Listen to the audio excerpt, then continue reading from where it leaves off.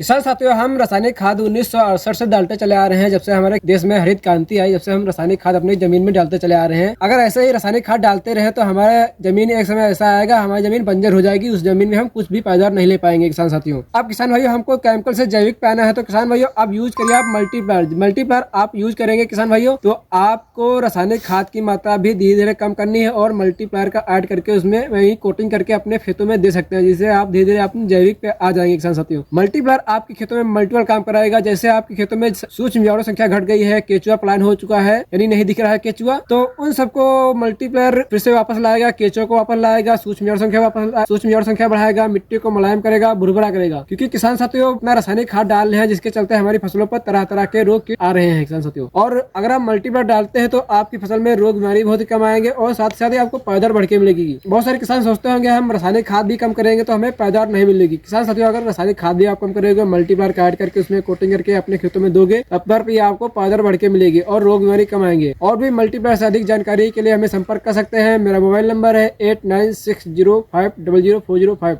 धन्यवाद किसान साथियों।